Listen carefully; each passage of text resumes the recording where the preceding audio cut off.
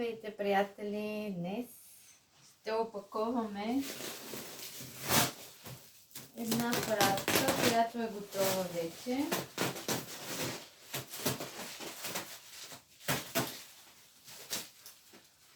Ако се чудите защо зад мен има толкова много кашони, това са кашоните, с които аз опаковам. И просто съм ги насъбирала, всякакви размери кашони, според пратката, която имам, за да имам достатъчно кашони. Съм се снабдила и заради това е просто мазало. Не се очудвайте. Хладилниката ми са такива неща. Днес ще опаковаме 15 бройки кашпа яйце.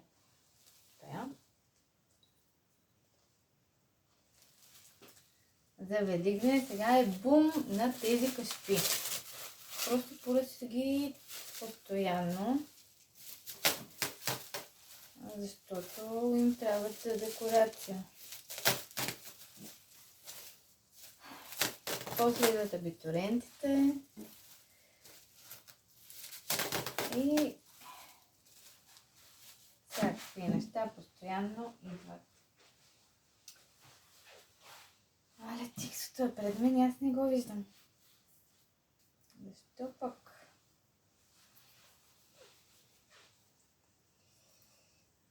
Мале, и като не съм си оставила тиксото. Тако взема лесно.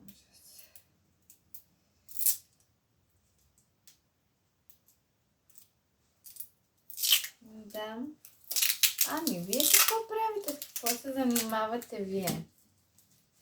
Може да напишете в коментарите. Между другото, аз не знам в коментарите дали преди ги бяха забранили от профила. Но сега трябва да проверя дали са ми пуснати. Не съм проверявала. Ако можете да пишете в коментарите нещо, пишете. Между другото, аз май винаги правя проба тест. Дали е достатъчно опаковано. Да, проба на сегата. Между другото, так му казах, не съм се представила аз с какво се занимавам. Изработвам кашпи, всякакви фигурки от гипсокерамика.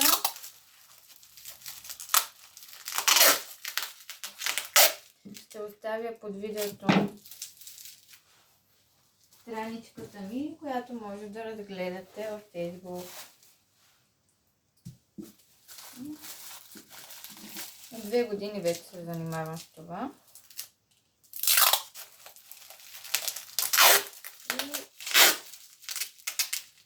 И сега си върви перфектно работата. Тези кашпички са много сладки. Между другото, декорациите стават идеално за декориране нещо. Слагат пиленца, кокосова трева, зелена. Всякакви цветове слагат. Розички. Някакви неща, които си измислят и се слагат в кашпите. Аз много обичам да ги изработвам.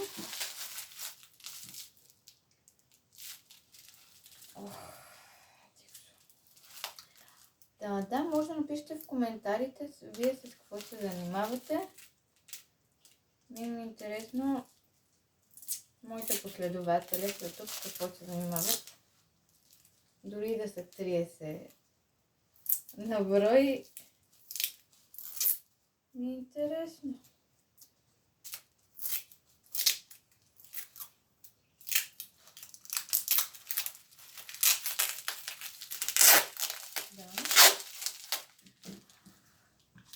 След тези каспишки ще правим едно зайче, ето с този мой тук.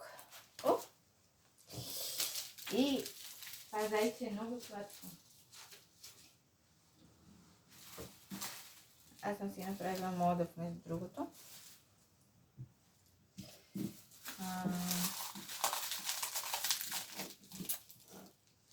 Другото сладичко зайче, което ще правя е ето това. Не се вижда светлината много. Той много го харесват. Много сладичко моделче.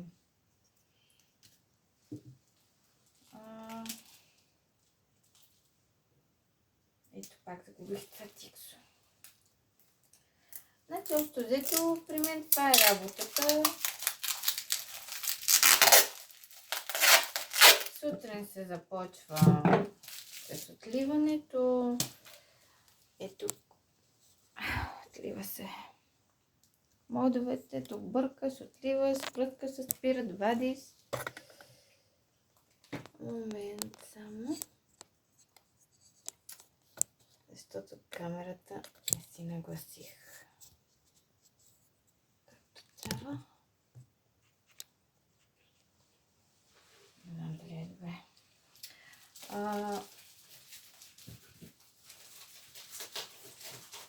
Съжалявам, но не съм свикнала да снимам и да опаковам и е малко странно сега. Винаги съм искала да покажа какво правя на хората. И... Вау! Мама я показва, че не трябва да снимам. Но все пак винаги съм искала да покажа на хората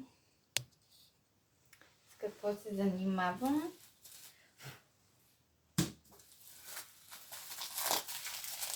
Може пък и вие да откриете своя бизнес така. Аз го открих съвсем случайно.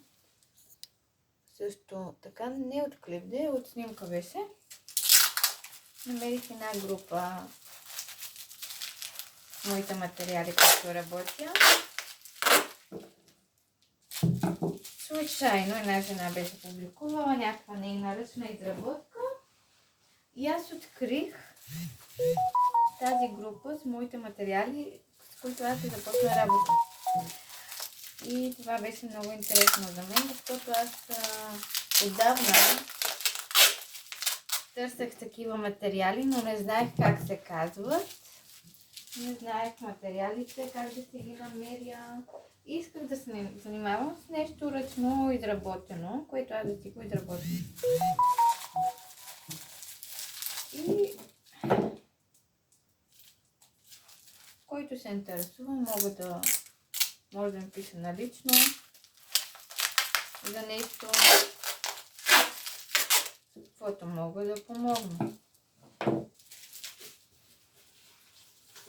Естествено, ако няма интерес към това видео, разбира се, ще спра да качвам. За мен е интересно.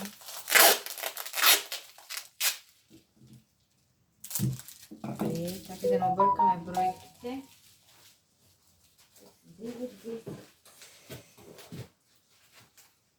Много пъти, не много пъти, но един път така ми се случи да изпратя, айде в повече не е проблем, но по-малко. Като изпратиш една бройка по-малко, после трябва да изпращаш една бройка по Спиди или Екон за твоя сметка, което не е готово. Ами да, както виждате, съм се снабдила с адски голяма ролка балончета. Това е просто огромно. Защото няма как да изпращам тези чупливи неща така.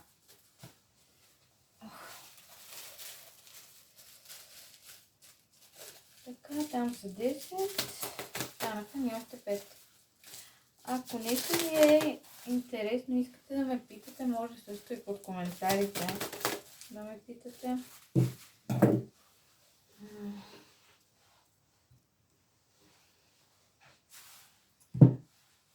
Да, говорих какво точно правя. Сутрин оставям малката на детска и след това закусваме и всеки си отива на неговата работа, аз на моята. Имам ателие, но то е доста мъничко и в момента няма как. Все още е мъничко, мисля да го разширявам. Там държа моите материали и стока, която съм си купила за продаване. Общо взето и нямам място за отливане и за работа там. Заради това съм си наела за работа хола, който е огромен. Т.е. половината хол е моята работилница, другата част може да се сяда, има диванче с масичка и да се ползва за мини хол. Но за момента просто си работя в хола и няма как да отливам и да изработвам нещата ми до ателието. И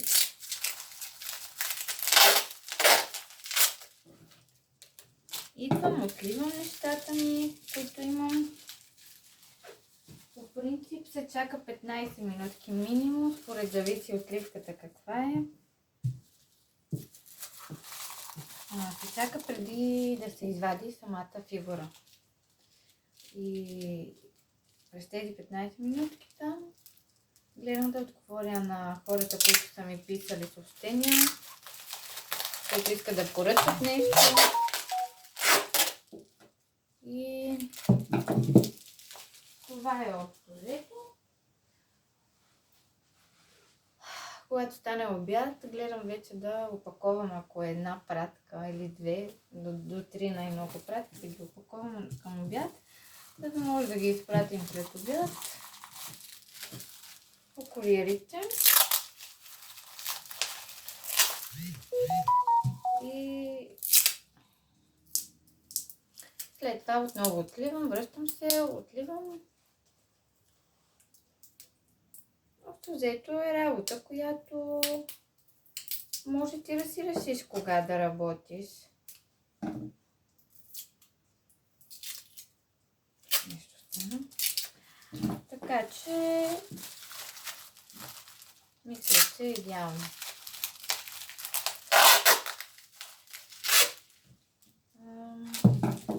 Това е.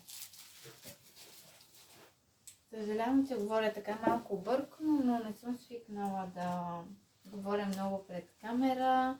Винаги съм искала да добавя видео, което да е интересно, свързано с моята работа, която първо беше хобби работа, след това стана официална работа вече.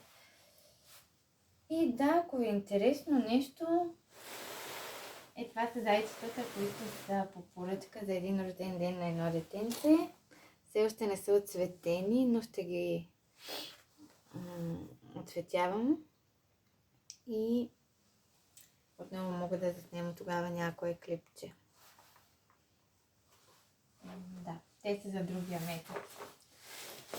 И това е общо взето. Можете да ми зададете въпросите под коментарите, ако имате такива. И това е от мен. Чао за сега и хубав ден!